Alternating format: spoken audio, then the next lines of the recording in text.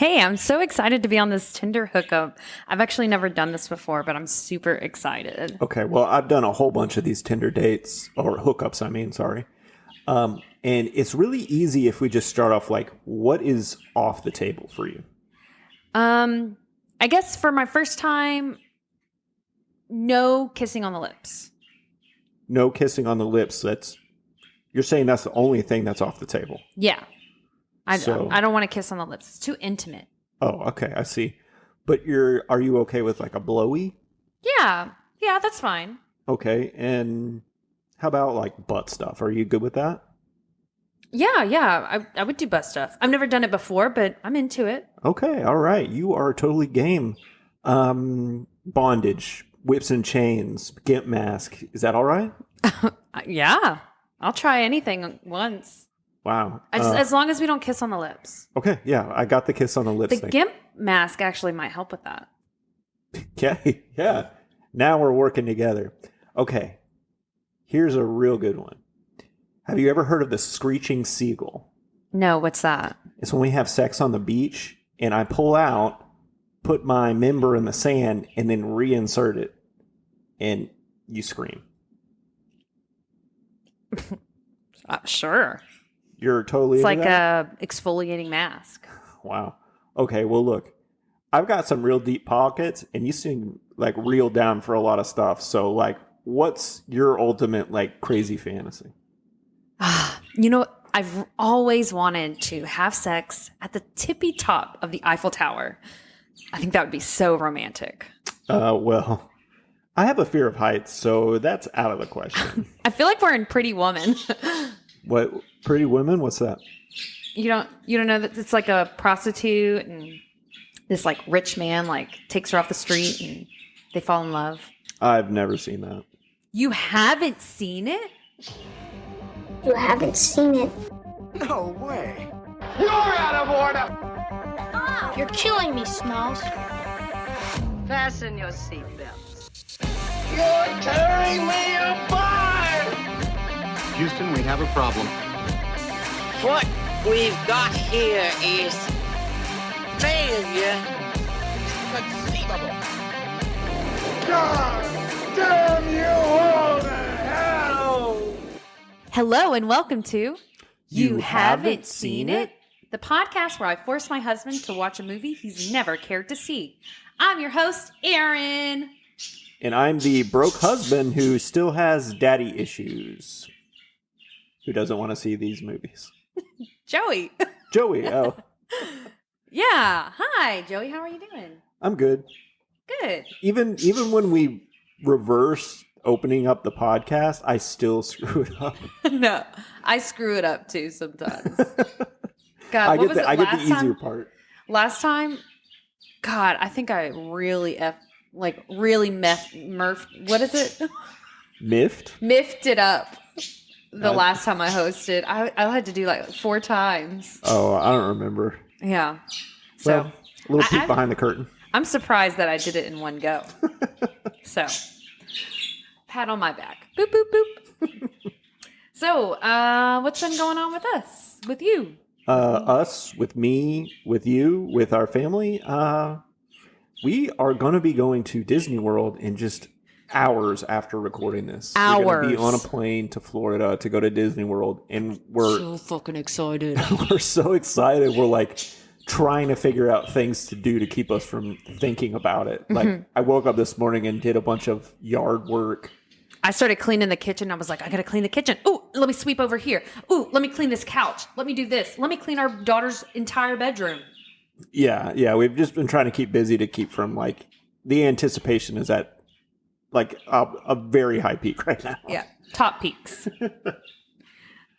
Yeah, I'm so freaking excited. So when this episode comes out, we'll actually already be at Disney World. Yeah, we'll have been there for a whole day when this comes out. Yeah, we'll be at Magic Kingdom.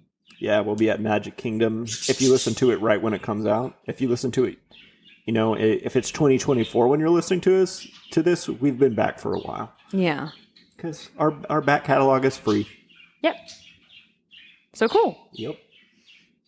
Yeah. Oh, something else that I wanted to say was we've noticed that I've become a bird lady.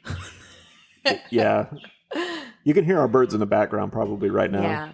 And we keep going and looking at bird sanctuaries and talking about the next bird we're going to get.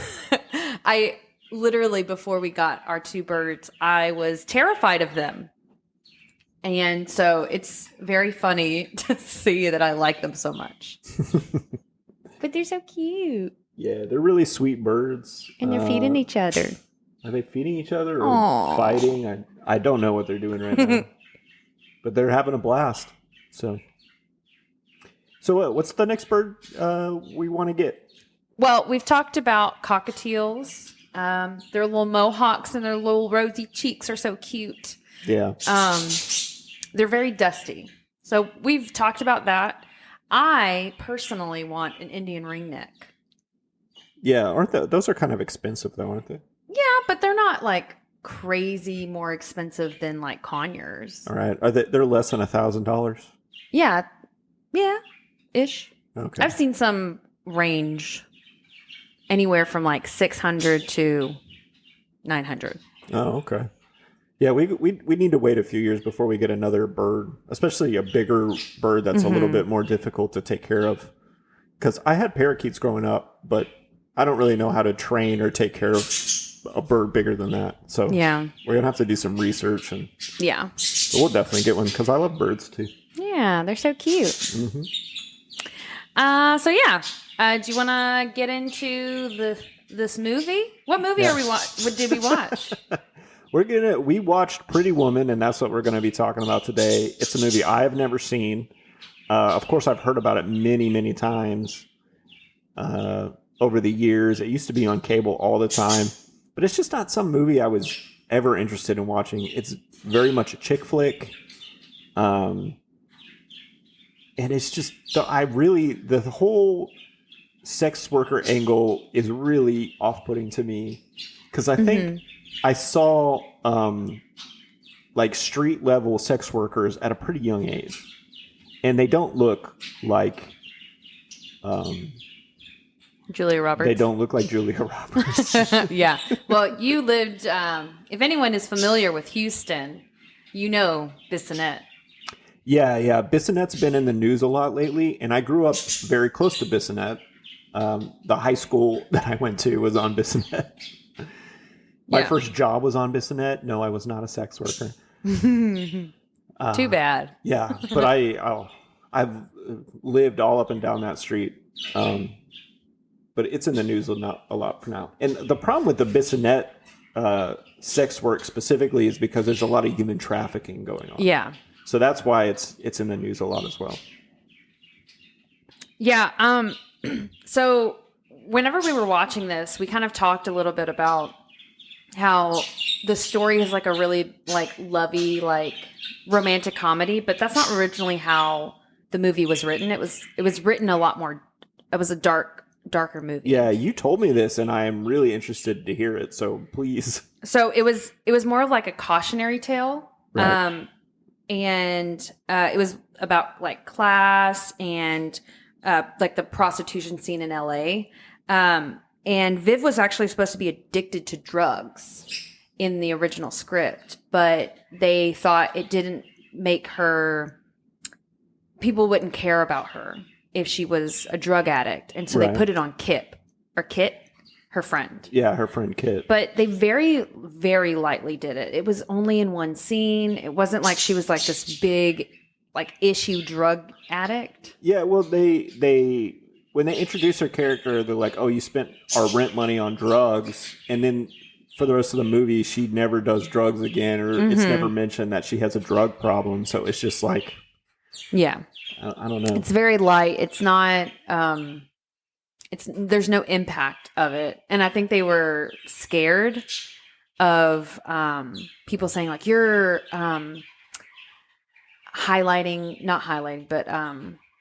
romanticizing drugs.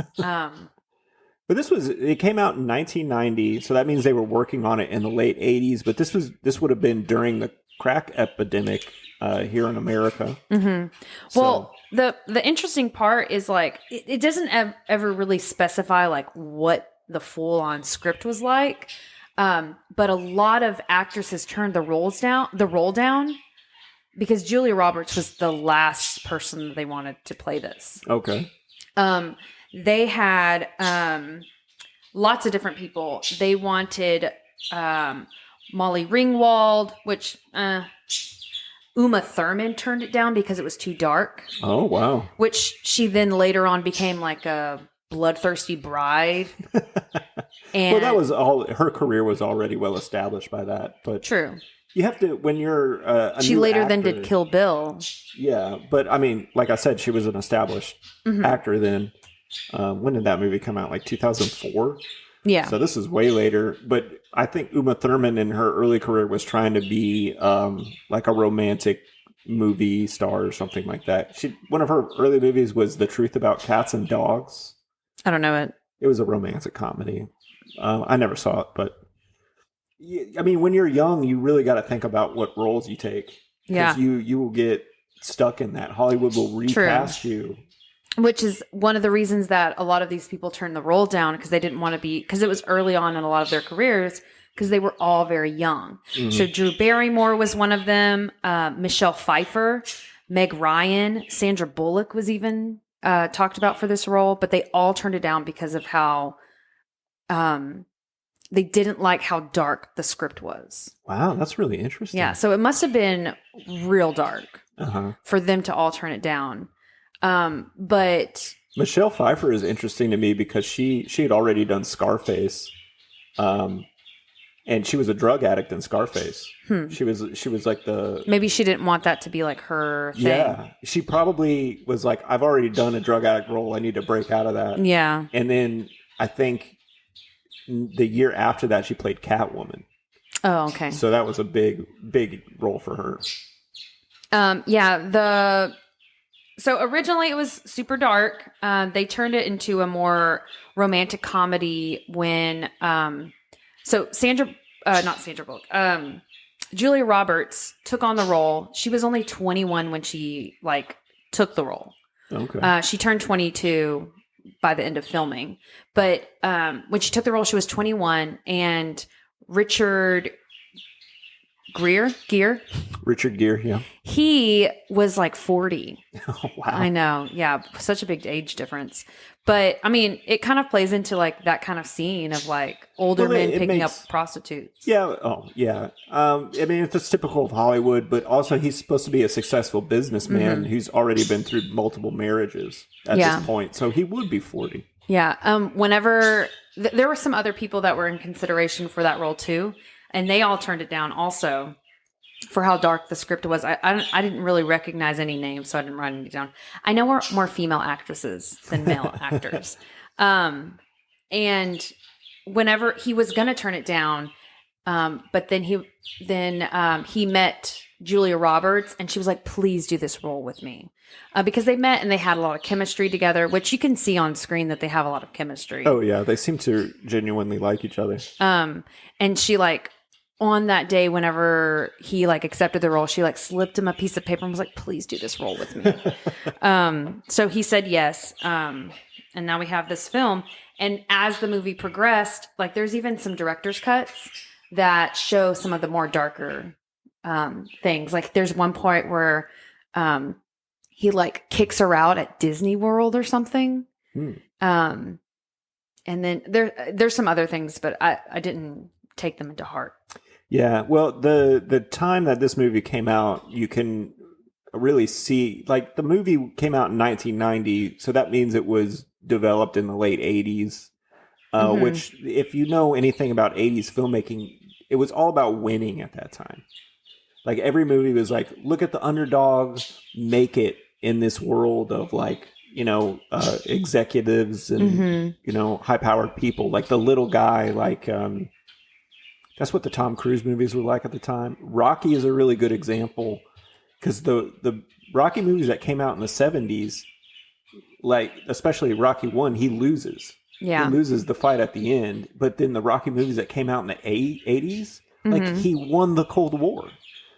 all the movies that came out in the 80s were about winning. You know, Yeah. Julia Roberts wins at the end of this. She does. Even if she doesn't hook up with Richard Gere, she still won because she was going to go to college and make something out of herself. Mm-hmm. Right? But so you can see that. And then we're transitioning into the 90s, which, I don't know. What would you say 90s filmmaking was like? I have no idea. There's a lot of romantic comedies in the 90s. Oh, yeah. Stuff. Tons.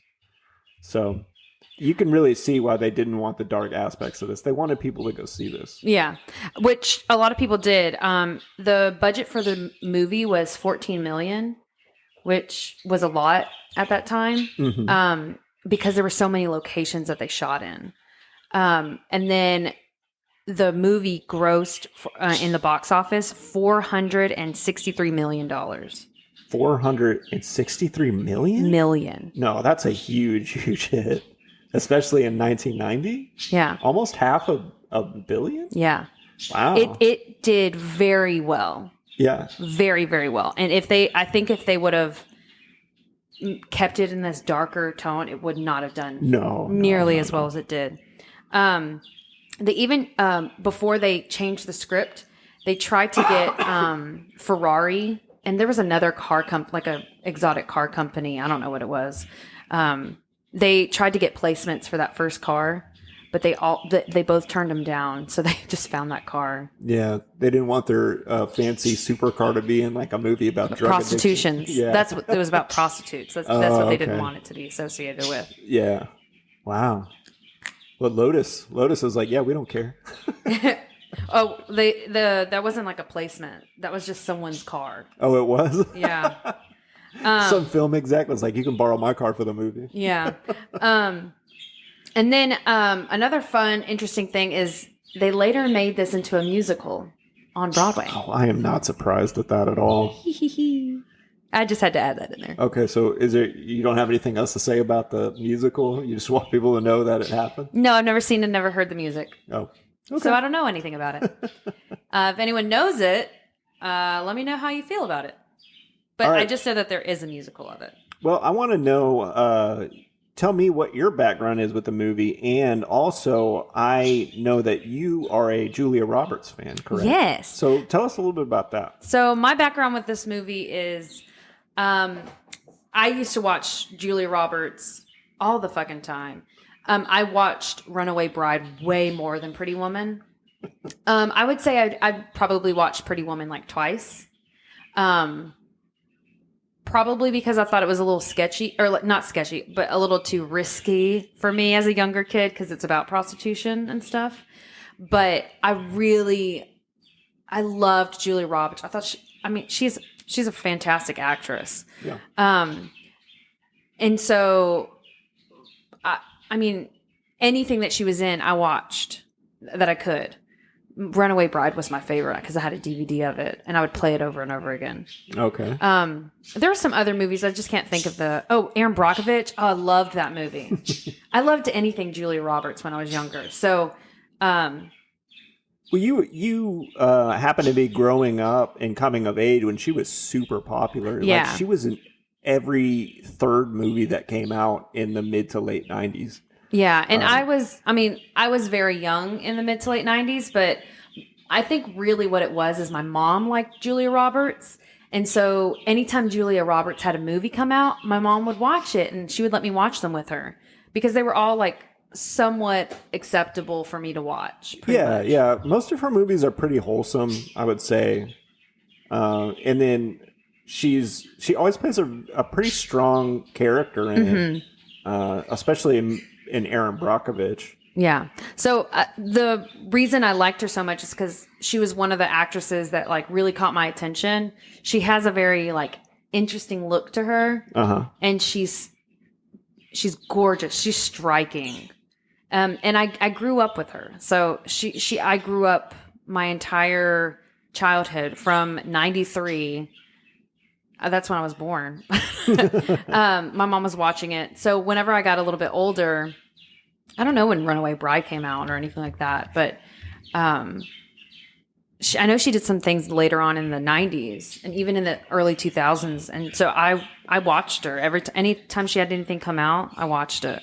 Yeah, she seems like she's disappeared in the last 10 years, but Yeah, I don't she does know. like odds and ends every now and then. She she's been just working. pushed. She was just in a movie with some guy about like she's like divorced or something.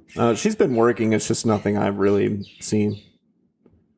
But anyway, I was going to scroll down and say all the movies that she was in the 90s. So she did Pretty Woman. Oh, she was in Steel Magnolia. She was in Hook, yeah. A movie that but I'm just doing the 90s. Yeah. So in the 90s, she had been working before Pretty Woman, but Pretty Woman came out, and then she was the same year in Flatliners, then Sleeping with the Enemy, which is a good movie, Dying Young, I don't know, then Hook. Which I watched Brief. over and over and over again. Yeah, The Pelican Brief was a huge hit for her. It had Denzel Washington in it. I Love Trouble was a flop. Something to Talk About, I don't know if that did well or My not. Best Friend's Wedding I used to watch. Yeah. Anything about weddings. Because my family, I have a lot of family that's in the wedding business. And so I watched a lot of wedding movies. So anything that had wedding stuff in it, that had her in it, I watched. Yeah, but My Best Friend's Wedding was a big hit. Conspiracy Theory with Mel Gibson was a big hit. Stepmom was a big hit. Notting Hill. I watched that too. Runaway Bride. And then she won the Oscar for Erin Brockovich. That she was in the Mexican... Oh, this is getting into the 2000s. But she was working like crazy during this time. I mean, she must be, a billionaire by now. Oh, she's got tons of money. Yeah. But anyway, enough about her. You want to get into the movie? Yeah. So yeah, we start off in this high society party where we see a bunch of business people walking Yeah. around in a mansion. And then we and get it totally looks like some empty house that they're like, we got to put stuff around so it looks like a real house. $14 million really sounds like a pretty low budget for this time. Like, because Richard Gere was already a star. He must have got all the money. And Oh, then probably. I don't know. And there were a lot of locations. Yeah. But he's on the phone with his girlfriend or something. Yeah. And he breaks up with her because he's like, I need you here. And she's like, I can't just be at your beck and call. Yeah, that's important. Beck and call. And then he's like, she says, I spend more time talking to your secretary than I do you. Yeah.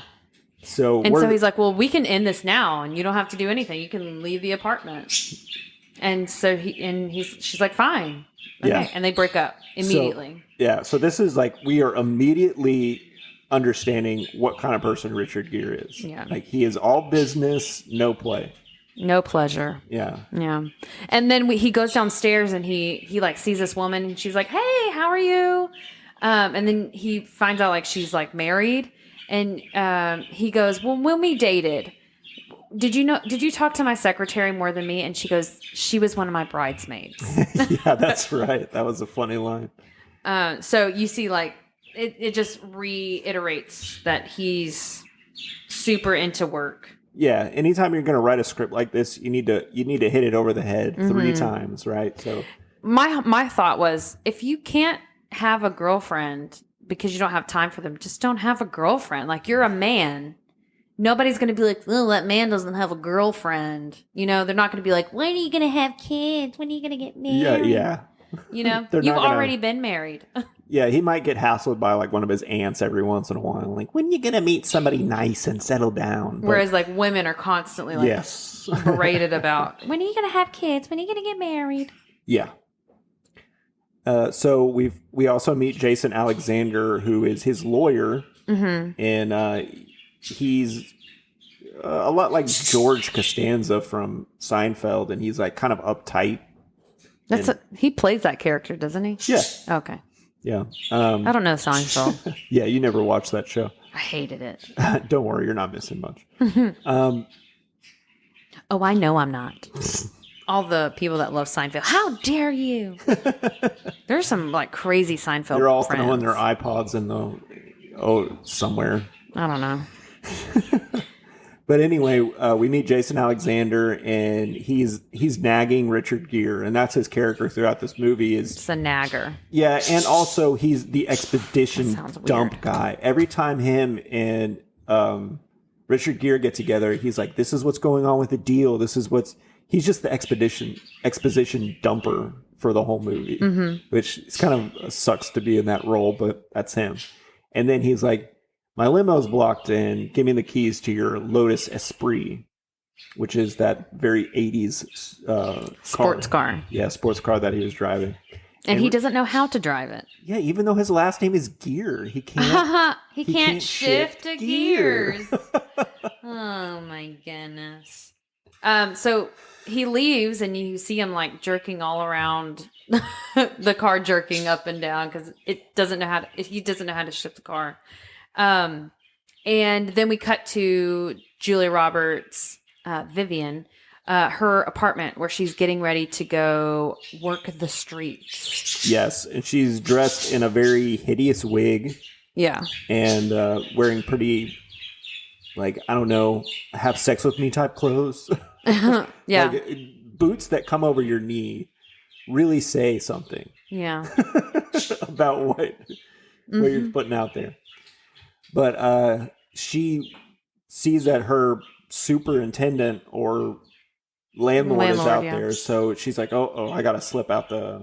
Well, she goes. She hears him saying like, "Hey, I need my rent money. If you don't, I'm gonna kick you out." And so she goes to the toilet to see if there's any money in there to pay his rent. And then she sees that there's no money there, and so she's like, "Oh shit! Well, I have to sneak out to go figure out where this money is and figure out where my roommate is." I must have wrote a note at that time because I didn't know that she had tried to grab money out of the toilet. Yeah, there was just like $2 left. Oh, okay. And that's an interesting shot, though. I like that. Mm-hmm. To like go in your toilet tank. Yeah. So she climbs out the window, down the fire escape. Yeah, and then she goes to this club. Yeah, she goes because she's looking for her friend Kit. Who we don't know yet, but will be introduced to her. And we found out that Kit used the rent money to buy drugs. Yeah, but before we do that, before we meet Kit, we also find out that there was a prostitute that was just murdered. And she was found in a dumpster. That's right. Yeah, because they want to set the scene. Like they're showing Hollywood Boulevard, which is a gross, disgusting area in L.A. Mm-hmm. I never knew there was prostitution on it. Maybe that's not the case anymore, but it probably was. Yeah.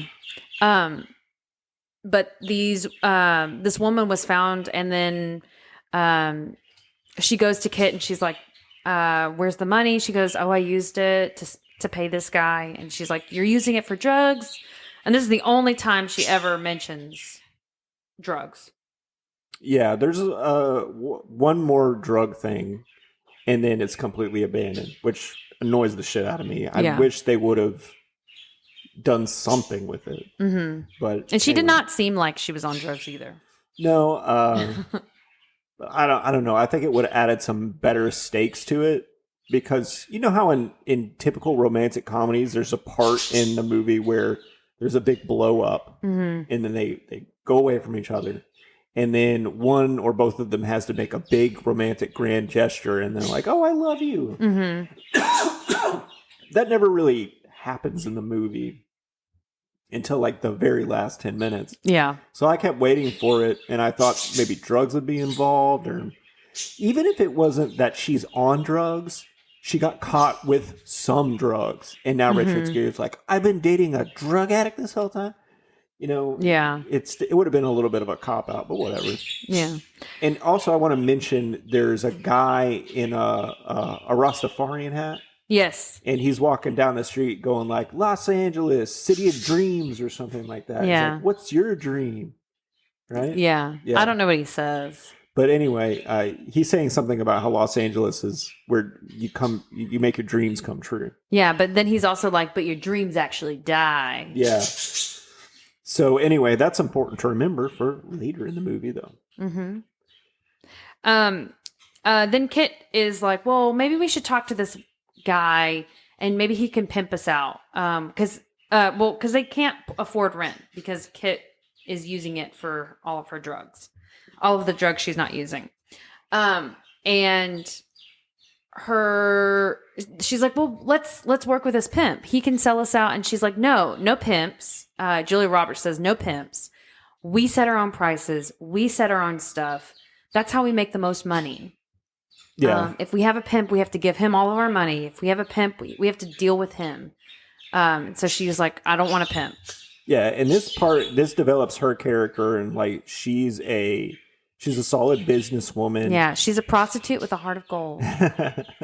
Well, we haven't seen her heart of gold yet, but they're establishing her character as like she's a hard bargainer. Yeah, and she doesn't want to be owned by a pimp, essentially.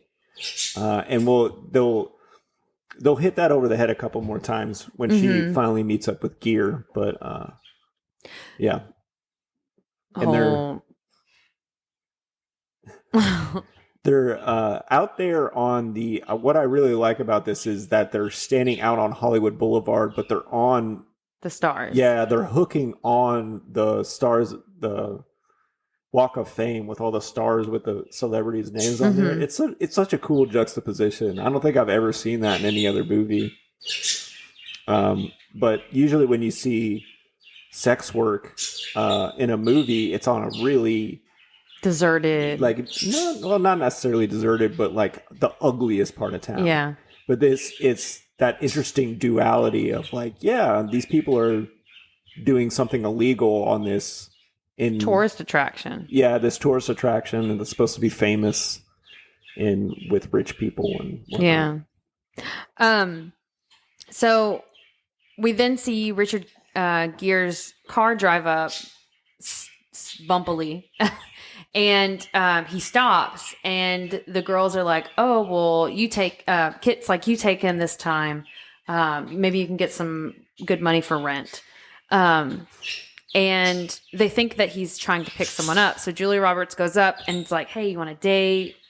And he's like, what? What are you talking about? How do you get to this place? Because he's lost. He doesn't know how to get around because he's not from there. He's from New York.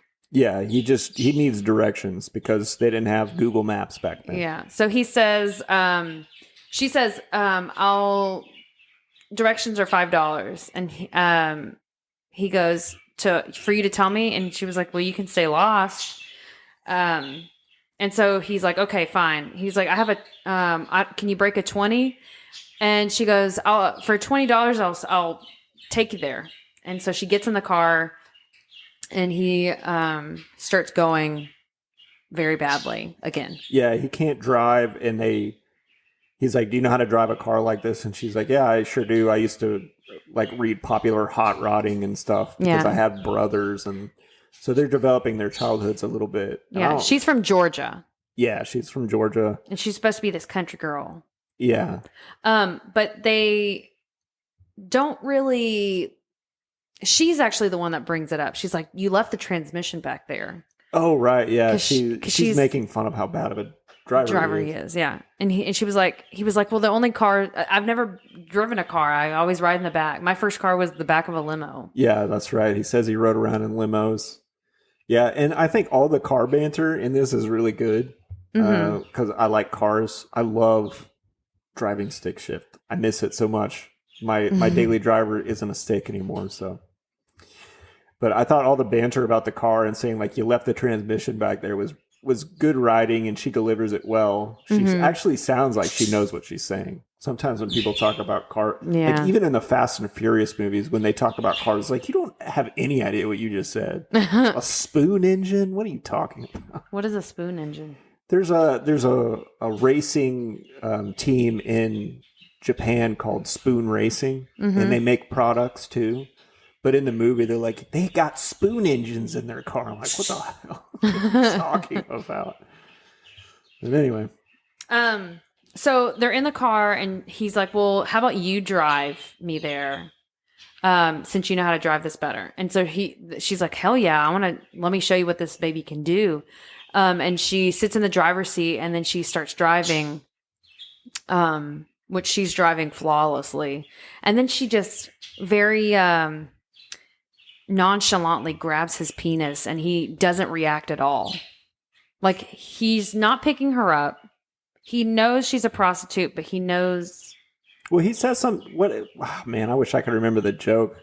All I put on my notes was dick jokes. But he says something about working stiff or something like that. And she grabs his junk and makes a joke about it. Yeah, but he didn't react at all. No.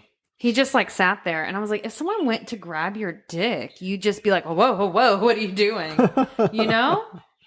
I don't know. It's not. You lifted your hand. Aaron just tried to grab my penis, but we're married. It's not the same. It's not as threatening when a woman does that to a man as it is the other way around. Okay. Like, you shouldn't do it, but it like, because I've had women grab me before and I didn't like it, but it's like, I was not afraid of them. Okay. So like, it's much scarier for a woman. Yeah, I know that. Because usually men are physically stronger than women, so. But no flinching or like, hey, what are you doing? Like, oh yeah, I guess nothing. It was just stonewall. It was weird to me. Like, react. That's what I thought. Yeah, he kind of just smiles. That's all I remember. I don't even remember his smile. Yeah. But they get to the hotel, and it's like the Waldorf or something like that. Do you remember what it was? No. I think it was like the outside in the lobby was a real fancy hotel. Yeah, it's a super fancy hotel. Yeah. I don't know why I think it's the Waldorf, but I don't even know if the Waldorf is a hotel. Maybe that's a fake hotel from a movie I've seen. Is that a swim club thing? I don't know. So they say goodbye, and she's going to take a cab. But then he's like, hey, why don't you come inside with me? Why don't you spend the night with me?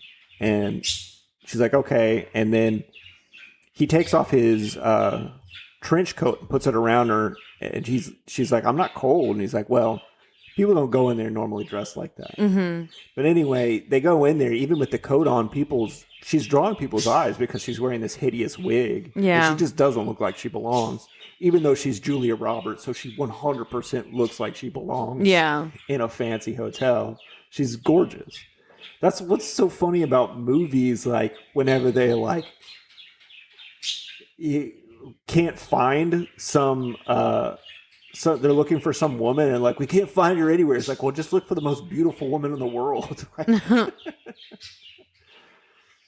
I don't get it. Like there's some I see. Like in the movie logic, it's like, I can't find this woman. And it's like she's like the most beautiful thing in the world. So yeah, because like, she's got on really nice makeup and designer clothing, and she's just a super hot actress. You can spot them 100 miles away. Yeah, and it'd be also because everybody else would be stopping to look at how beautiful they were. Yeah. It's so crazy. So he brings her in. And then he takes her upstairs and she finds out they're in the penthouse. And they walk in.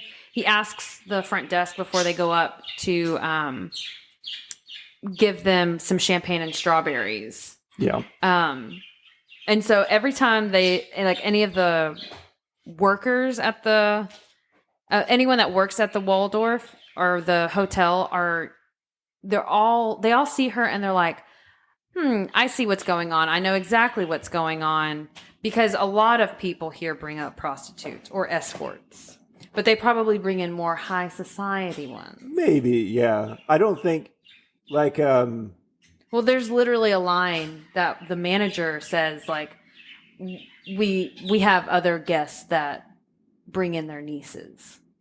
Oh, right. Yeah. But I would think they would be a call girl and not someone they picked up off the street. That's what I'm saying. So they would look like they belong. Yeah, that's what I'm saying. Yeah, okay.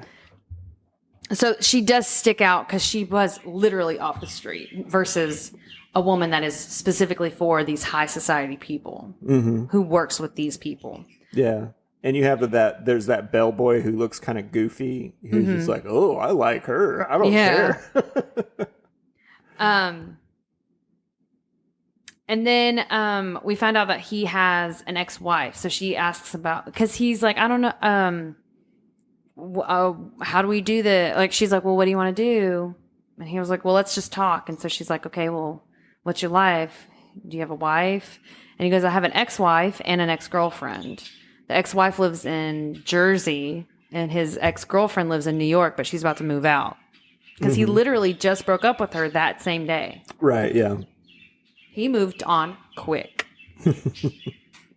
And then they just kind of talk a little bit. And then Julia Roberts. Yeah, it's just your typical stuff. And then they negotiate, and he says, how much to stay here for the whole night? And she's like, you know, at 300. Yeah. And then he asks her, whenever they ask that, she goes, I'll do anything, but kiss on the mouth. Oh, right. This is a big plot point in the movie. And whenever she says that, God, I haven't seen this movie in a long time, so a lot of it was gone. But whenever she asks that, I was like, so will you eat his ass? Well, that's not very intimate, according to her. So, yeah. I guess. I mean, that's what your job is as a sex worker, is to do what the person wants you to do. Mm-hmm. So I'm sure if you talk to a sex worker, they'd be like, I've done all kinds of crazy shit. Yeah. You know, I remember watching something, they were talking to sex workers at, what the name? The Bunny Ranch or the Chicken Ranch or something? And it's in Nevada. Bunny Ranch. Bunny Ranch, where Nevada has legal prostitution in it. Mm-hmm. I think it's the only state. But they're like, asked this one sex worker, like, what's the weirdest thing you've ever been asked to do? And she's like, this guy used to come in and he would have 3 different horns. And it would be like beep, honk, and auga.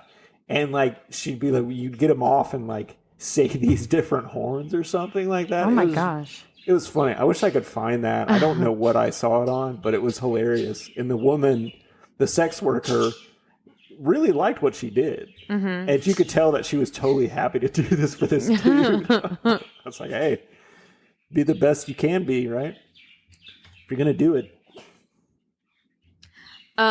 So she's watching I Love Lucy, and he's doing business stuff the whole time she's there.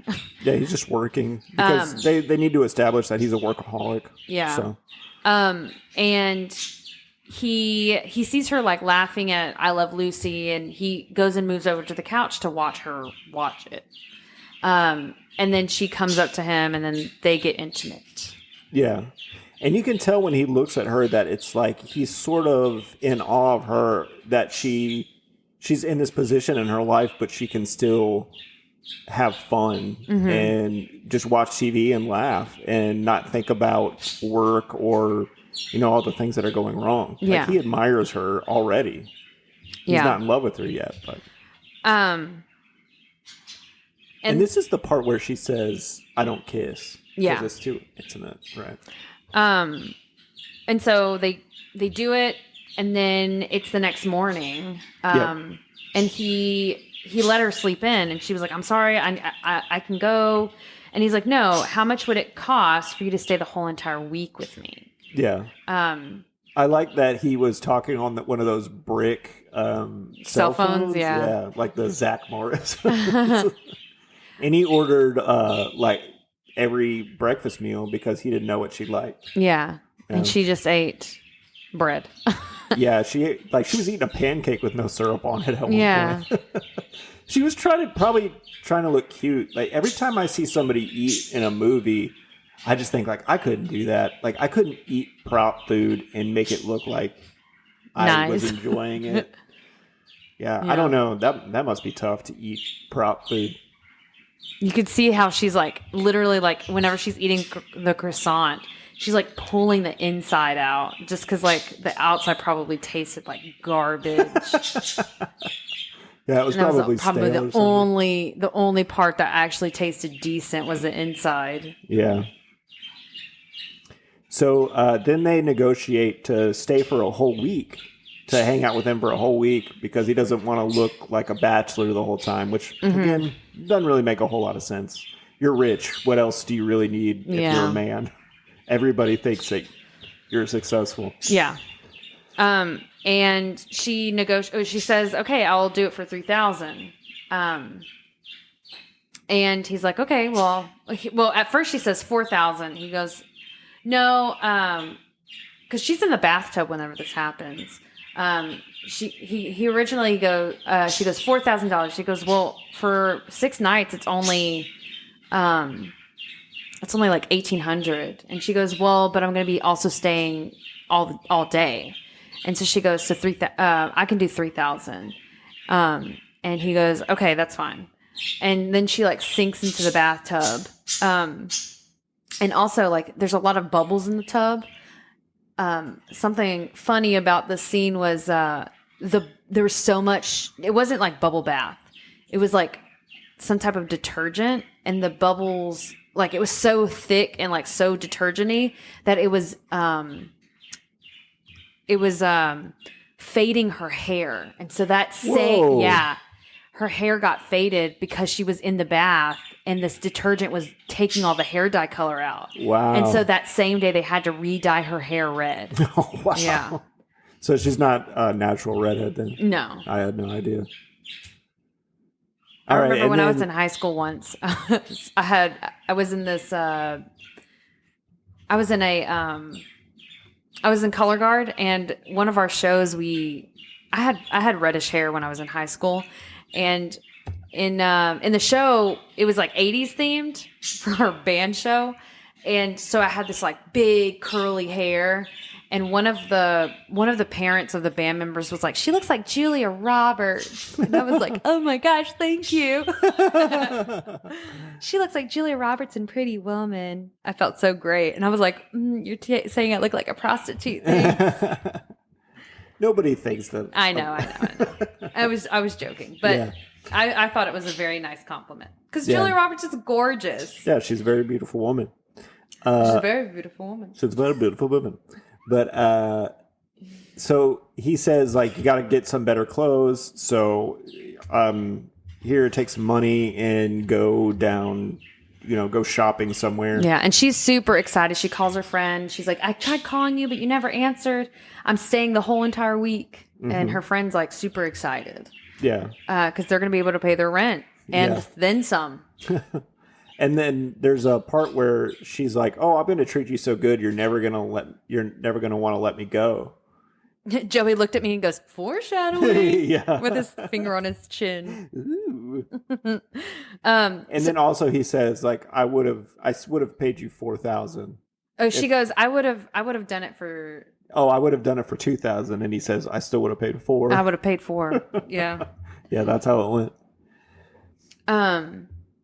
So she goes down Rodeo Drive because that's where Kit tells her to go shopping. And she goes into one shop and they basically say like, hey, you can't be here. Yeah. Because she's still in her prostitution clothes because that's all she has. Yeah. So she goes to this a department store, not even a department store. It's like a store on Rodeo Drive. It's most likely like a designer shop where like if you go to the Galleria here, you'll walk by stores that like Giorgio Armani or Louis Vuitton or Gucci where they just sell that. Mm-hmm.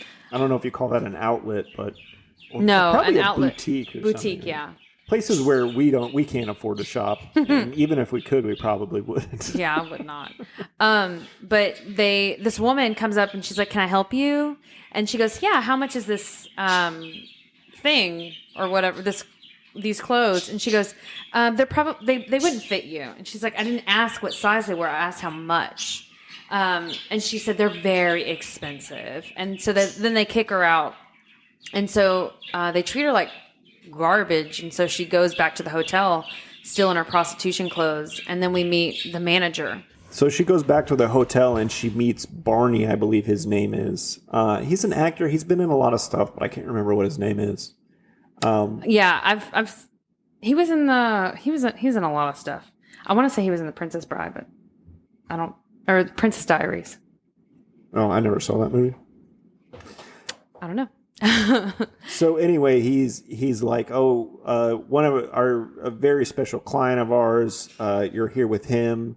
You're his niece. Yeah. So basically, he says like, we're just going to assume that you're his niece. But you can't wear the clothes that you're wearing. And she goes, well, that's the issue. I went to go buy some clothes, but they wouldn't let me buy anything. because of the way I look. And so he calls someone, and she's like, oh, well, he's going to call the police on me. And he calls someone at another designer store to help her out. Yeah, he knows, I think these are called personal shoppers. And you basically pay them to find clothes that you look good in. Yeah. So he sends her to this store, and this woman comes up to her, and she's like, she's looking at the counter, and she goes, you must be Vivian. And she goes, yeah, they said you would be nice to me. And she goes, she says something to her about him. I don't remember what it was, though. I don't remember either. But she replies to her with, they always say that, or they always are, or something. Oh, okay. Because she so this happens often enough to where, like, men pick up prostitutes. These high society men are picking up prostitutes to stand in for, like, significant others. And they need to dress nice and everything. So it doesn't seem like that actually does happen, though. No, but now I'm starting to get, like, the people who work in the hotel are like, hey, look, we know what's going on, wink, wink. So here, we're going to help you out. Because I think they maybe see some potential in her or something that she doesn't know that she had. I think that's what they're getting at. And that's why the people who work in the hotel are nicer to her. Yeah. But anyway, you're starting to see, because Barney would mentor her later and helps her with, like, the fork thing, remember? Like a nice place setting. So she's sort of finding, like, a team of people who are willing to help her and not judge her. Yeah. So I think that was pretty cool. That was one of my favorite parts of this movie. It was like, people were like, okay, we know what you are, but we're not going to judge you. You know? Yeah. In fact, like, we might even give you a hand. So she goes upstairs, she finds a cocktail dress, and then she goes back to the hotel. And that's where Barney helps her learn how to eat properly at a fancy restaurant. Yeah. And this is also, we check back in with the business deal that Richard Gere is trying to make. He's trying to buy a company. And also he explains this to Julia Roberts when they're in the hotel for the first time, is that it's his job to buy companies and then tear them apart. Yeah, liquidate them and sell them in pieces. And she's like, oh, like a chop shop. Like you take apart a car and you sell the parts. And he's like, yeah, kind of like that. But it sounds like what he did was he does hostile takeovers. So he will buy shares of a company. So if you buy 50% plus one share in a company, you are automatically the owner of that company. Yeah.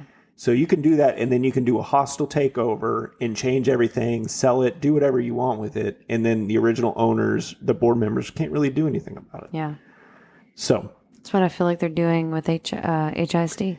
yeah. Let's not get into that, though. Anyways.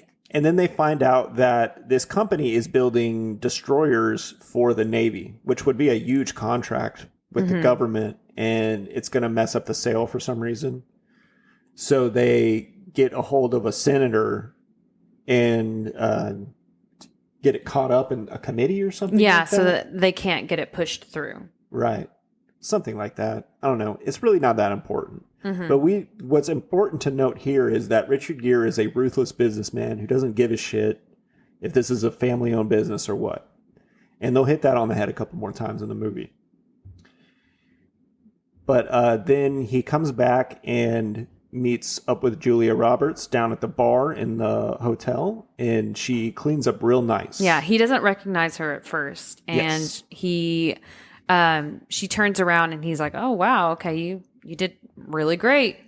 And they then go to dinner, and the thing about this is she's trying to be all prim and proper, but little peaks of her actual personality are poking out throughout the dinner. So like she says, "I need to." She stands up, and everyone stands up. She's like, "What are y'all standing up for?" And she's like, "I need to use the ladies' room." And they tell her where it is. And he goes, "Do you want me to order for you?" And she goes, "Yeah." Oh, wait. Yes, please do. But also, the owner of the company that they're trying to buy or sell or do whatever is an older man, and he likes her though. Yeah. And he says Everyone at the table likes her. Yeah, and his son too. But he specifically like tries to make her feel more comfortable when she can't figure out what fork to use. He's like, I'm just eating with my hands. Well, at one point she goes, "Where's the salad?" Because they bring something else out, and she goes, "Well, I only know how to use. I only know which one's the salad fork," and the guy laughs and he's like, I can never tell which fork is which. So that's right. And then he grabs it with his hand and she's like, oh, okay. And so she brushes something off of it and eats it. Yeah. I think it's caviar or like an olive. Yeah, I think it was an olive, but I want to say that was caviar on just pieces of bread or something. Some sort of like appetizer thingy. And then, she tries to eat the garnish on the ice cream when they bring that ice cream plate. Oh, really? Yeah, I remember, because it looks like a leafy thing. Mm-hmm. But she like puts it in her mouth and yanks it real hard, and she's like, "What is this?" I'm like, "I'm pretty sure that was garnish." I didn't see that part. Yeah, everybody's done something like that. Yeah, like we both have looked stupid while eating. What is that thing? Is it edamame? Mm-hmm. The little beans. Oh my gosh. Yeah, I just one time the first time I did that, I ate the entire bean. I have a worse the shell story. And everything, and the server saw me, who was like a small Asian woman, and she saw me do it and made a face, and then she just walked off like, I'm not going to correct this white guy. The first time I had edamame, I was sitting with a friend who had already been sitting at the table and had already eaten half of the edamame. And so I grabbed an edamame and I put it in my mouth and I'm sucking on it. And I was like, there's no bean inside. Because I knew there's supposed to be a bean inside. And then I did it like 3 or 4 times. And then I took it out and then I put it down. And I realized those were her discard. Yeah, those were her bean outside. Discarded bean outside. Oh, I felt like such an idiot. I don't know if she noticed. She didn't say anything. Yeah. God. But that's what I thought of when I saw her eating that garnish.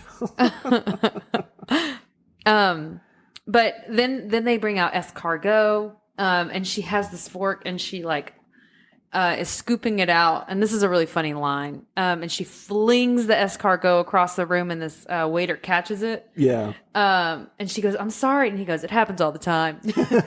But the director of this movie, who is Gary Marshall. Oh, Gary Marshall. He's the devil guy in what's the movie with the witches? Hocus Pocus. You know, they go to that guy's house and he's dressed up like the devil. That's Gary Marshall. Oh, okay. He also directed The Princess Diaries. Oh, he did. And he put this same waiter in a role where she does the same thing in The Princess Diaries, and he has the same exact line. Oh, wow. Isn't that so cute? Yeah, that's pretty awesome. I know. He's like, gotta play the hits. I know.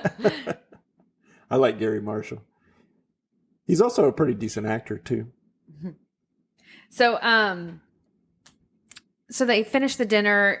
The older guy, Richard's trying to get this deal set. But the older guy's like, you're trying to destroy my business. And he's getting all mad. And he's like, I'm never going to sell it to you. Never.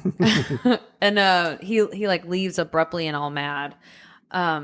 Yeah, the son too. The son, like, he stands up and he goes, I gotta go wash my hair. That's an inside joke. I shouldn't have said that. But then they go back to the hotel and they're taking a bath together. And Richard Gere's, someone mentioned the death of his father at some point, and then they go back and he's saying that he was estranged from his father for like 14 years. Yeah, he didn't talk. Well, she was like, when was the last time you talked to your father? And he told her, or he said like a year, like, when did your father die? And he said like a year and a half ago. And she goes, oh, well, how do you feel about that? And he goes, I don't want to talk about it. And then later on, they get in the bath. Yeah. Because you can see, like, this movie is really good because he gradually opens up to her and also as well. Something that we didn't mention is in the beginning when she first goes to the hotel, he's like on the penthouse. He's on the top floor. And she walks out onto this little balcony and she's like, oh my God, it's so beautiful out here. Can you see something from this view? And he goes, I don't know, I've not been out there. I'm scared of heights. So we forgot to tell you that he is scared of heights. And in this scene before, like when he's talking about the last time when his dad died, he's out on the balcony, but he's like pushed against the wall. Right.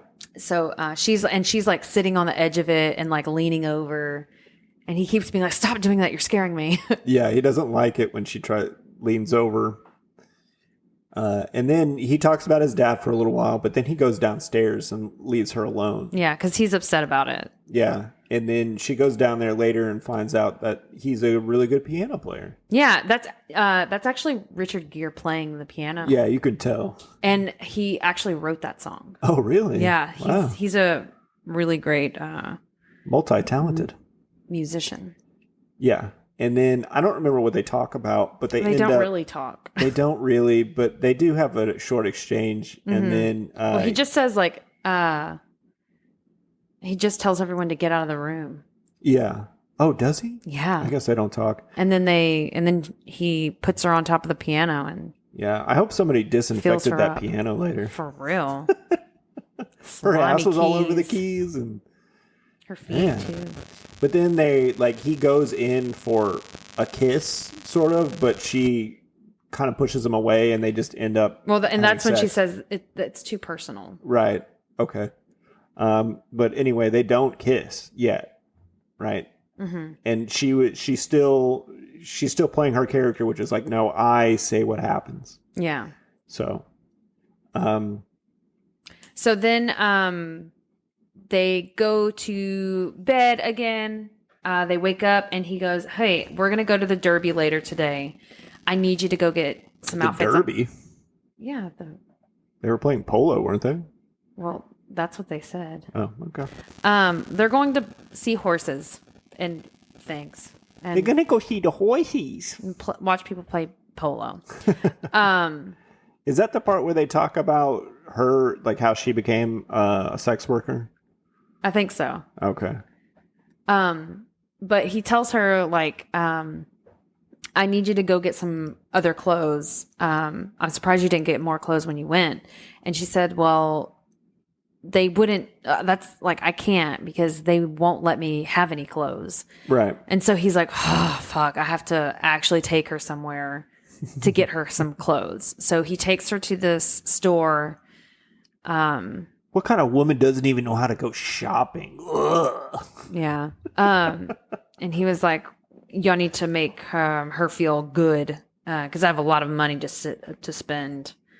So yeah. Yeah, so they spend a bunch of money at the store, and there's I can't remember the name of that nice little comedian. montage. Yeah, and then after they're done, she has all these fancy clothes, and she's wearing some of them, and she happens to walk by that boutique that was mean to her in the first place, and was like, "You guys work on commission, right?" Which I thought was pretty good. Yeah. And I'm like, well, I just bought all this stuff. Could have been you. Yeah. So you that really was messed fun. up. That was a real fun moment. And then we see Richard Gere and Jason Alexander talking about the deal again, but Jason Alexander is like, you seem distant. You don't seem like you care anymore. Mm-hmm. And you could see that Richard Gere is starting to have a change of heart and maybe not being such a ruthless businessman together. And then they go to the Derby or the polo.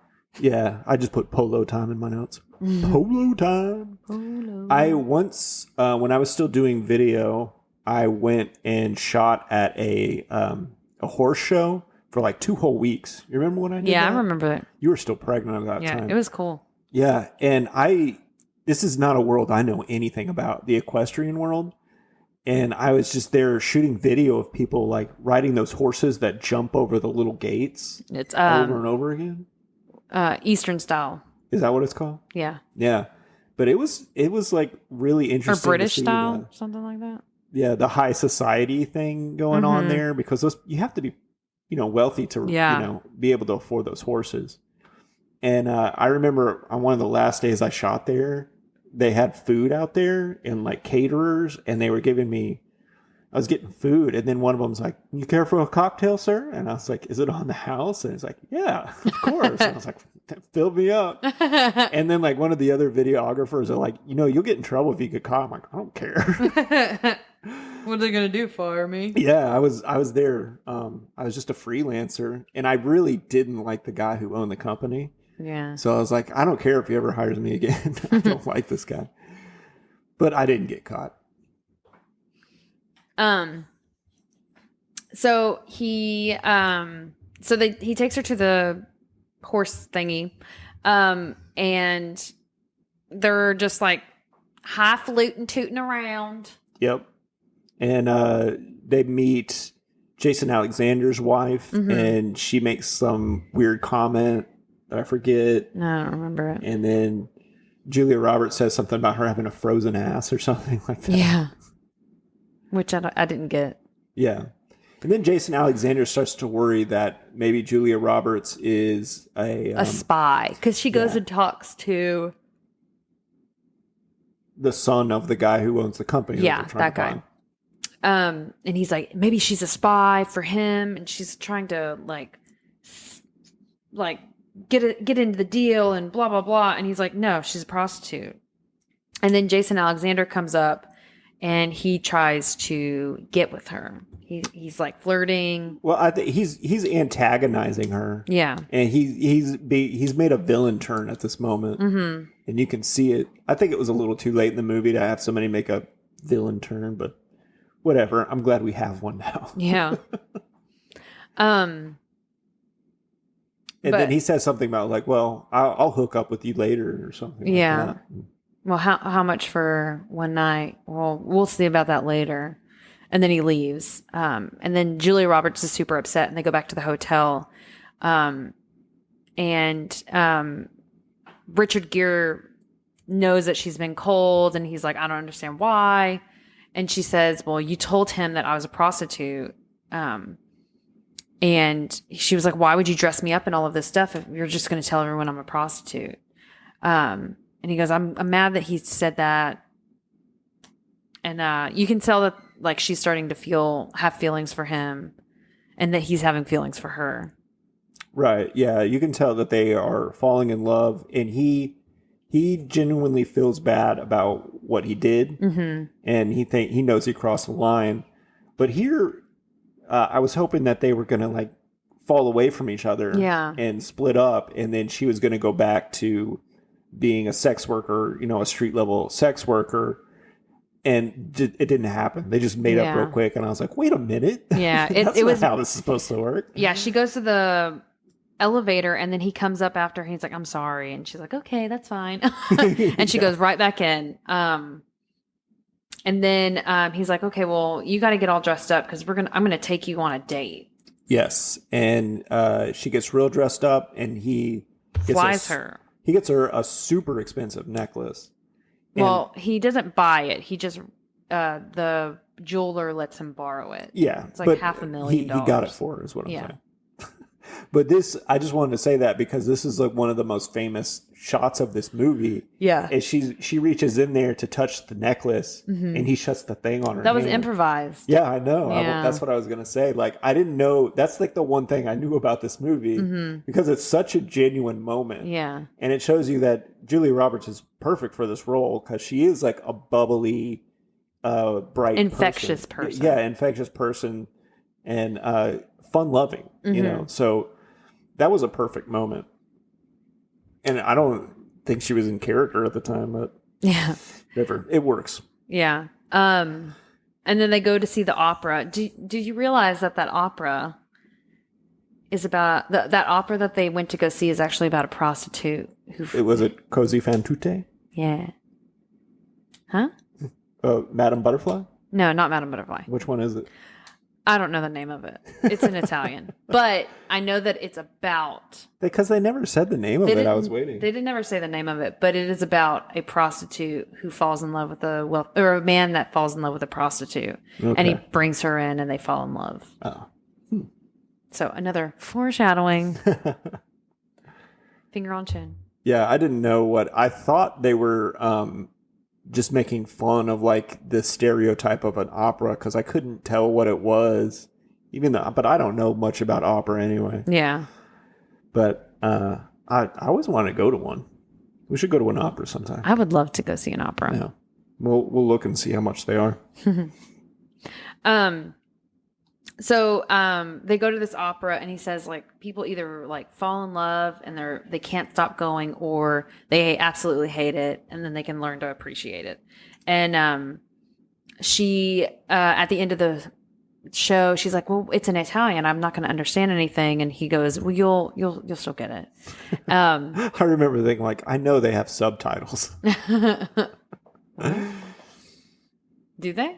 Yeah. When you go to see an opera in another language, they project subtitles so you can read the dialogue and know what's going on. It would be way too confusing. It's not. Well, I mean, if their acting is good, then yeah. But the what they're seeing is important. Yeah. So it's just like in a musical. When you go see a musical, the lyrics of the song push the story forward. Yeah. So it's the same thing with an opera. But she's super, super like, she's crying. She loved the movie. And then she leaves and the woman's like, how did you like the show? And she goes, it was so good, I almost peed my pants. And I was like, why would you say that? Because she was moved by it and she doesn't have a lot of education and a big vocabulary to express herself. Pee your pants. I know, but it sounds like Pirates of Penzance. I know, yeah. So... They had to walk backwards into that joke. I know, yeah. And then they go back to the hotel, and he's like, I got to work the next day, and she's like, no, stay with me tomorrow. I want to stay all day today. And so he calls off for work, and this is the day that they actually get to spend together the whole entire day. Yeah. It's a funny montage because he's like in a suit and she's like making him take his shoes off. Yeah. And he's on the phone still. It's pretty comical. Yeah.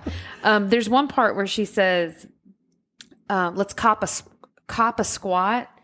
And there were several times where she would say things and I'm like, that is not the saying. You don't say cop a squat. You say pop a squat. You know how different regions say things differently. Cop a squat. You know, what is it when you do this to somebody? Hey, stop it. Well, no, what is that? Stop pinching me. Stop pinching me. I know, but what, like cop a squat? It's pop. Yeah, it is. You're right. Sit, pop well, a squat. you can say pop a squat, but you can say cop a squat. And then she said veg out earlier. She's like, we'll veg out. And he was like, what does that mean? Where you lay down and you just act like a vegetable. And I was like, that's not what veg out means. That means you eat a bunch. No, that means you watch TV. But veg out means like you're because eating because you're No. That's pigging out, Aaron. Vegging out is when you zone out while you watch TV. You're like a vegetable. You're just still and just watching TV. Okay, I never understood that. Okay. Because I've always had people say like, oh, we'll veg out. And they're talking about eating. I've never heard anybody say veg out when they're about to eat. Okay. Well, interesting. Yeah. So squat. She then like she's in the bathroom or something at the hotel and she comes out and sees Richard Gere like fell asleep in bed. Mm-hmm. And she sits next to him and then so gingerly kisses him on the lips. And it's significant because she chose to do it. Mm-hmm. He didn't try to make a move on her or anything. She's like, I want to kiss this man on the lips because I love him. And then that wakes him up and then they do it. Yeah. They do it a lot in this movie. Mm-hmm. She's a prostitute. Makes sense. Well, get what you pay for. And he's paying a lot. And then they're laying together after they do it, and she says, I love you. And he's awake and he can hear her. Yeah, but he doesn't say anything back, Yeah. right? Yeah, and then he has to take off for a little while, and Leah Remini, her friend Kit, shows back up. Well, she finally shows up to the hotel because she was supposed to get the money from her for the rent, but she didn't go the day after she called. She went a couple days later. No, I don't remember that exactly. But they sit down for a while, and she's like, "You're in love with him, aren't you?" And she's like, "Oh, I don't know. I like him." And she's still kind of on the fence. And then she goes, "I kissed him on the lips." Yeah. And she's like, "You did. How dare you?" And then she's like, "What? Can you think of an example of something like this happening?" And she's just like, "It's Cinderella." Yeah. Cinder fucking Ella. Cinder fucking Ella. Or Cinder fucking Rella. Yeah, something like that. And Then Julia Roberts is still on the fence because she thinks that he still sees her as a prostitute. sex worker. You keep saying prostitute, and I keep trying to say sex worker. A prostitute. Why do I have attic talk in my notes? Was there something to do with an attic? Oh, she used to go up to her attic. Oh, right. when Her she was mom used bad. to punish her. Yeah, this is significant. She said that her mom would punish her and put her in the attic, and she would have a dream about a white knight coming to save her. Mm-hmm. And basically just setting up like, hey, you're my white knight, I hope. Like trying to... Yeah. trying This to was make him actually realize shot it. before the ending was written. Oh, really? Yeah, so they didn't know the ending. And then this scene happened, and then they shot the ending later, and we're like, that's perfect. Oh, this must have been one of those movies where they were writing it as they were shooting it. Probably. Yeah. Especially because it changed from the original script into a romantic comedy. Yeah. But she tells them that her mom used to put her up in the attic when she was bad, because her mom thought she was a bad person. And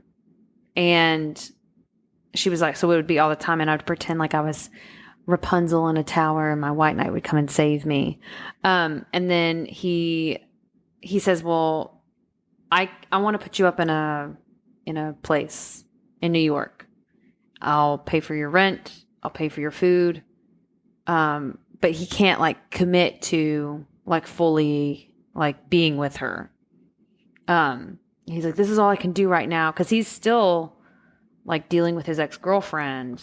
Yeah. And he's still a workaholic, and he's still obsessed with making this deal and all this stuff. And, she's like, you still see me as a prostitute. And he's like, I've never treated you like one. And she goes, you just did. Yeah. Yeah. Which is good. So you kind of see like this little hurdle that he needs to overcome. And they're really setting up the ending right here. Yeah.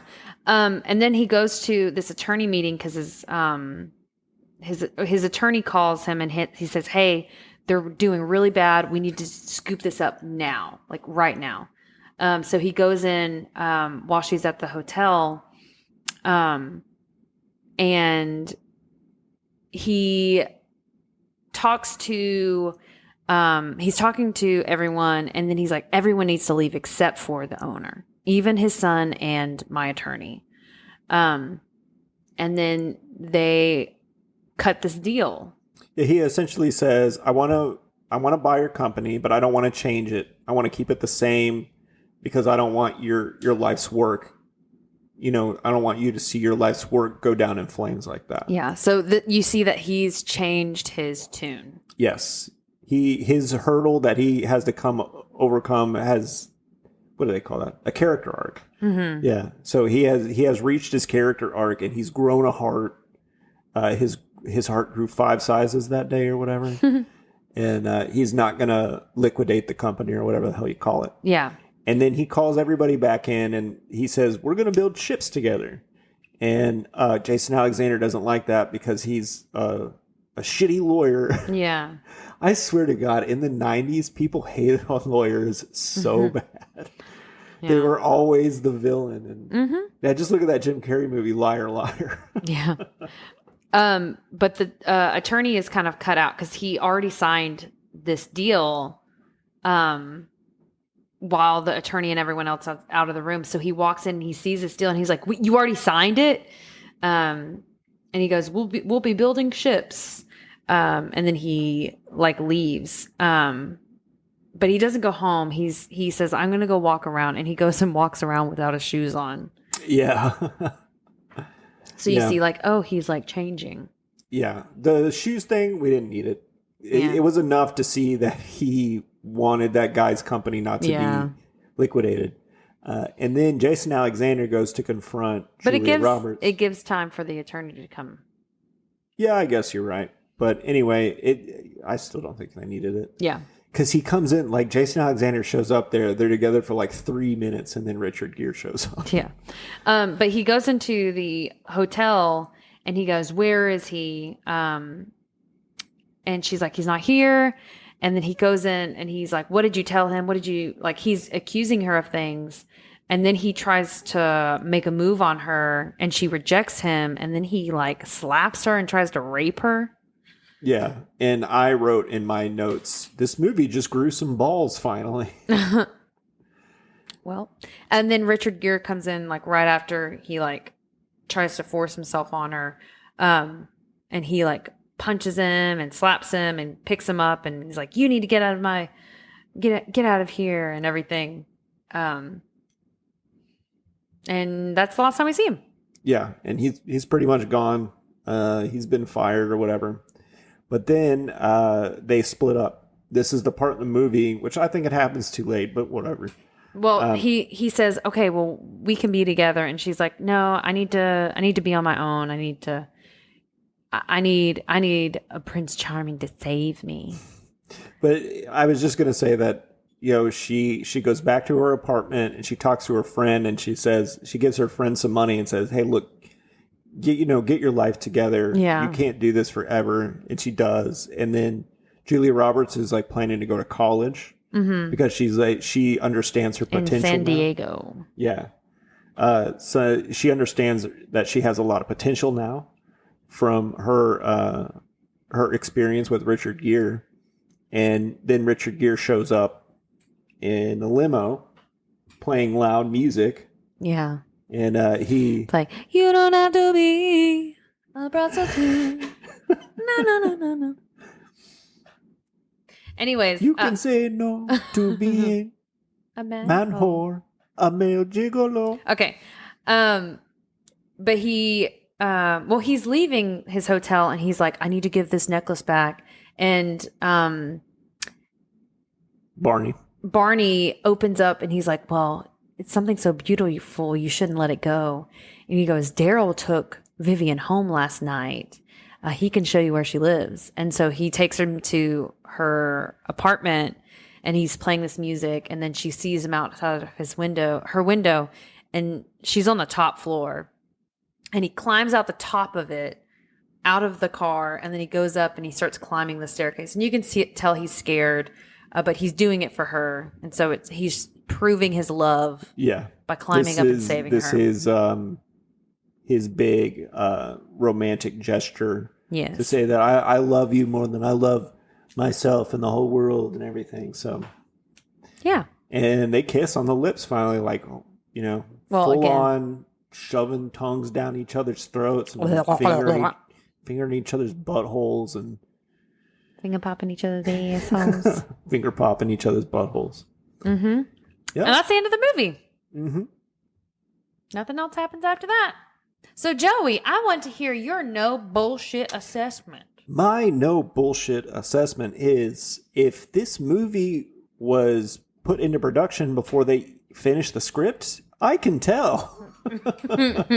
It's very cute, and it's very romantic, and it's beautifully cast, but it doesn't have the structure of a big budget, Hollywood cinematic movie. It's just a little bit off. Yeah. So when you're expecting something to happen, it doesn't happen, which some people might like that. But honestly, I just don't like movies like this, period. I'm not a romance movie guy. I'm not a romantic comedy guy, unless it's real goofy, like romantic comedy. Yeah. But even the comedy in this is not like big jokes and stuff like that. Mm-hmm. But I think Julia Roberts puts it over the top for me. I don't think anybody else could play this role. Would I watch it again? Probably not. Yeah, I think their relationship, like their connection, her and Richard Gere, and their chemistry is enough to at least watch the movie once, because they have a lot of really great chemistry, and you can even see it in Runaway Bride, because they also play love interest in Runaway Bride. Yeah. So if you don't want to watch this movie, I mean, I suggest watching it. Everyone knows this movie. If you don't know this movie, you should watch it at least once. Yeah, I've heard that Runaway Bride is really bad. I love it. And that this is the better movie, but we can watch that sometime for another episode. I'd like to see it. But it's one of those movies that where at the end of the movie, you kind of go, wait, are these both terrible, awful people? Where in this movie, you just see like, oh, they have a problem, but underneath they're good people. Yeah, they're good people, and you want to see them get together. And that's why I think they don't tease the breakup enough. Mm-hmm. You know that they're going to get together. Yeah. At the end of this movie, you should be completely distraught and at your wits' ends, like, why don't you guys just admit you love each other? Mm-hmm. But in this, you're just like, I know they're going to get back together. So it like I said, I can tell that they were writing this on set, if in fact that's true. But you should. I think everybody should see this movie at least once. Okay, cool. So we're gonna, for our last little segment, we're gonna play a game called Would You Rather? Hollywood edition. So Joey's gonna give me 2 scenarios. These are movie scenarios. I don't know what the movies are. I don't know. I'm pretty sure you haven't seen most of these. Okay. How many movies are there? We have 5 scenarios. We don't have to do all of them. Okay, but we can I wrote down if we just in case. Have time. One of these I know you've seen. Okay. And I'm just realizing it because there's a musical connection to it. Ooh. Okay, so I'm going to pick which scenario I would rather do. Okay. Would you rather be a college anthropology or archaeology professor looking for the lost Ark of the Covenant? Or would you rather be stalked by a doll that was possessed by a serial killer that's trying to kill your son? Okay. So I'm an archaeologist looking for this covenant. Yeah, something to do with Jesus Christ. Okay. But you have to like fight Nazis and stuff. Okay. And go to the How Middle East. likely will I die? You're gonna die. You're gonna come close to dying quite a bit. Okay. And then there's a serial killer doll. Yeah. Who? He needs your son in order to be human again. Human again. We'll be human again. Okay. That's Beauty and the Beast. Okay. Which would I rather do? Yeah. I feel like I would rather deal with the serial killer doll because, like, a doll is so little and light. Like, I could deal with that. You just throw him in a fire or something. Yeah. Throw him in a fire, throw him in a little chucker. Wood chipper. Yeah. That's Child's Play. Yeah, Chucky. Yeah, Chucky. Yeah. And the first one is Indiana Jones. Yeah, the first one's Indiana Jones. I haven't seen the first one. I have seen the second one. Oh, okay. I was terrified of the second one because I was little when I saw it. Yeah. What was that? The tomb one? What is it? Where they're underground in a cave? In Chucky? Oh, I thought you said the Indiana Jones. The second No, one. I haven't seen that one. Oh, okay. The second Child's Play, I've seen. Oh, okay. I love that one. The ending is so crazy. There's not a musical for that one, so there's another one I know. Yeah, but anyway. Possibly no. So the Indiana Jones one, there was a thing that there's a ton of snakes. Indiana Jones has a fear of snakes too. Oh my God. So they keep. I'm so glad I chose the serial killer doll. So they keep putting him in situations where he's around snakes. Gross. Okay, so for our next scenario, would you rather be a World War I soldier who has to run for miles and miles through a war zone to stop an attack from happening? Or would you rather be a U.S. Marshal in the Wild West who is hired by a young girl to kill the man who killed her father?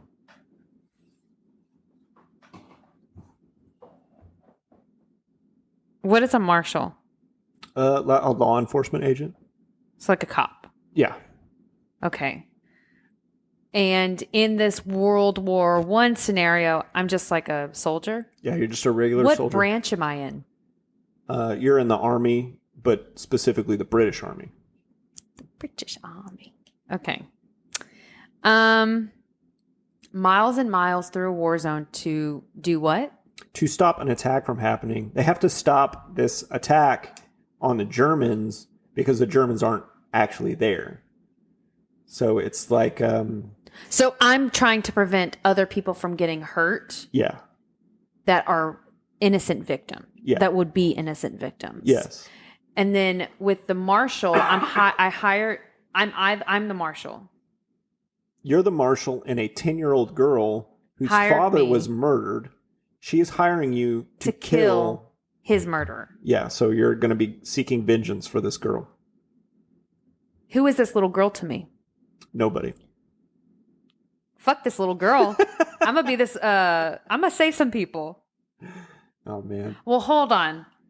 Is the serial killer, is it a serial killer that did this? No, it's just like an outlaw, I think. Okay. And am I tied to him? Nope.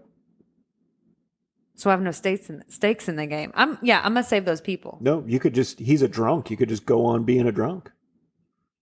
And possibly kill someone else's father. I don't care. I'd rather save a bunch of people. Okay. All right. So that was 1917 or True Grit. I don't know either of those. Okay. So for this next would you rather be a little person in a make-believe world and you have to walk a very long distance to drop a ring in a volcano? Or would you rather be a high school kid who learns karate from a janitor and has to beat your school bully in a karate tournament? Okay.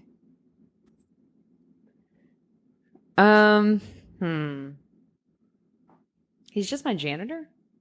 Yeah, he's like... He wasn't a janitor. I guess he was like the maintenance guy. Okay. How did we meet? He was just at my school, and how did he become my mentor? Because he came to fix something in your house and then saw that you were reading a book about karate. This kid's reading about karate. He must be good. Yeah. Or do I want to save Sauron? Sauron? I don't know how to say it. You mean save Middle Earth? Middle Earth. That's what it is. Go to Sauron to save Middle Earth. Yeah. I guess you've seen Lord of the Rings. Yeah.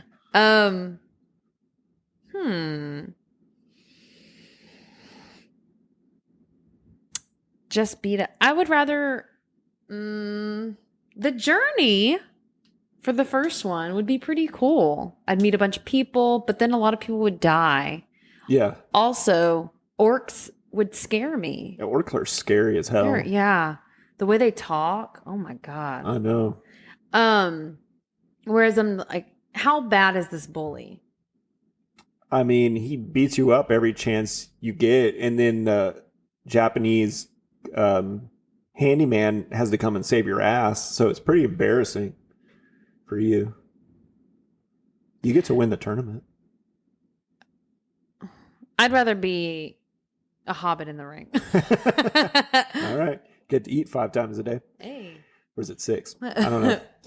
All right, this You next just one. had breakfast. That was first breakfast. I want second breakfast. This next one might be the movie that I was thinking of. Okay. So would you rather be a disgraced scientist who finds a way to travel to another dimension where dinosaurs are? Or would you and your friends rather become heroin addicts and then you have to go ass to ass with another woman at a office party to earn money to buy heroin?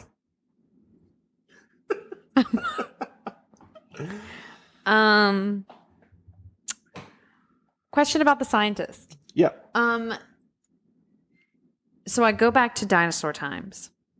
Do I get back to regular times? Yeah, you eventually do. And you make a few friends along the way. I think even a love interest. You You and to why ride did a I? Why T-Rex. did why? Wait, say that again. You get to ride a T-Rex. Ooh, why did I go to this? Why did I go back in time? Because you were a disgraced scientist and now you're trying to get your career going again. So you're trying to discover another dimension. Okay, and then with the heroin addict butt munchers, I'm at an office party. Yeah, you have essentially become a sex worker. Am I a worker at the office? No. Okay, so someone hires me to come eat ass at this No, office. no. You're not eating ass. You get one of those double-sided dildos and you go ass to ass with another woman. Oh. But it doesn't have to go up my butt? I don't think so. I don't know which hole they put it in. I haven't seen that movie in a long time. But also, one of your friends loses their arm. Another one gets thrown in jail because you guys are doing heroin. We're all doing heroin. I'm doing heroin. Yeah. So I'm high half the time. Yeah. I definitely want to go with scientist. Yeah. I'm scared of drugs. Yeah. Oh, I think that's one of the reasons I've never done anything is because I'm scared of them. yeah. Drugs are scary. I've done plenty of drugs, but I could never do like Heroin. like a needle in the vein type drug. Oh, yeah, no. All the drugs I've done are really tame. Compared to that, yeah. Yeah. And then, okay, this is our last one. Okay. Would you... Wait, hold on. Which one of those is a musical? Oh, in Land of the Lost, remember there's that through line with chorus line? Okay. I thought that's what that was, but I wasn't sure. Doesn't he get like an egg or something? Yeah, I think so. I don't remember. I haven't seen it in a long time. He's like, God, I hope I get it. Yeah. I hope I get it. Yeah. And he's like going across a volcano Yeah. to get something. Yeah. The egg. Yeah, I'm one of the few people who like that movie. Yeah. I liked it. I thought it was funny. It wasn't a great movie, but Don't they get pissed on by something? Or he pours piss on his... Yeah, he pours piss on himself. I love Danny And it makes it McBride. worse. Yeah, Danny McBride. I love it when he goes like, so you went out in the middle of the night and stood underneath a dino dong to get urine? And he's like, yeah. It's like, serious question. How'd that work out for you? It was pretty funny. I like Danny McBride a lot. Yeah. Okay, so this is our last scenario. Would you rather go to a Christmas party of your spouse and the building get taken over by quote-unquote terrorists, then you have to save the day, or would you rather be a Cuban refugee, quote-unquote refugee, who gets into the cocaine business? Cuban refugee? Yeah, Cuban. I'm still writing. Okay. Cuban refugee gets into cocaine. Yes. Or would you rather save your wife from quote-unquote terrorists? Why did I get into cocaine? Because you were already a criminal, so you couldn't get a regular job. Also, you're an undocumented immigrant, and you wanted power and money and women. So it's the 80s. Cocaine's really cool. Do I do anything good? No, never. So I'm a shitty person who sells cocaine. Yeah, you kill your best friend because you find out he's going to marry your sister. Versus helping my wife, saving my wife. Is there anything like significant about my wife? No, she just the terrorists kidnap her because they know that you're the one causing all the problems for them. How am I causing them problems? Well, they're gonna blow up a building and like steal a bunch of stuff. And you stole their explosives. What are and they you trying could to kill steal? them. Shares of a company.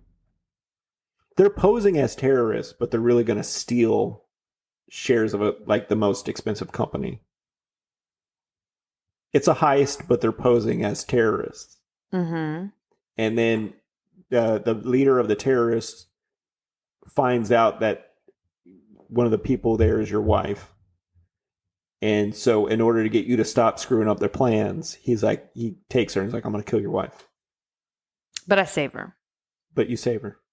And then the bad guy falls out of the building. Yeah, I'd rather be not a shitty person. Okay. And save my wife.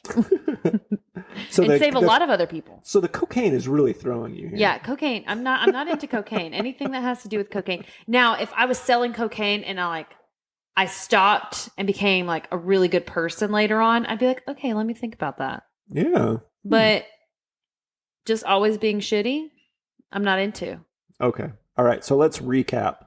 Aaron, you want to be stalked by a doll that's possessed and trying to kill your son. Mm-hmm.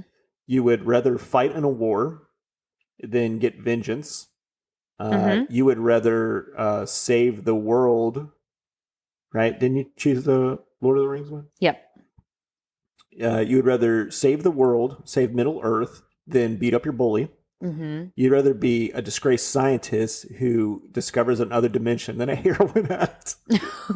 And you'd rather save a building full of people from terrorists than be a cocaine baron. Yeah. What are those last two movies? Die Hard and Scarface. Scarface. I knew the first one was Die Hard. Yeah, Scarface. We're gonna watch that someday. That's quite a movie. Isn't that where he's say hello to my little friend? Yeah, that's the movie. Okay. Wow. All right. Well, that's gonna do it here for us. Thank you guys for listening. If you want to write into us, it's Joey and Aaron at pod@gmail.com. Joey and Aaron pod@gmail.com. Yeah. And if you want to take a listen to my brother's podcast, he just dropped another episode. He interviewed his neighbor friend. His name is Josh. And you'll get his little story. And they may even do a second part with him. So yeah, I listened to a little bit of that episode. It was really good. Mm-hmm. Yeah. So his podcast is called We're Coming Out. We're Coming Out. I was about to say coming out the closet. I was like, that's not right. We're Coming Out. It's a little hand with a doorknob and a little rainbow. So we'll link off to it in the show notes. And next week we're going to be doing Witness. Can I get a witness? I think it came out in 1986 with Harrison Ford, but that's what we're going to be doing next week. It's a movie I really like, and I think Aaron's going to really like it too. So okay, cool. All right, that's going to do it. Thanks for listening. That's been us at You Haven't Seen It? Bye, everybody. Bye.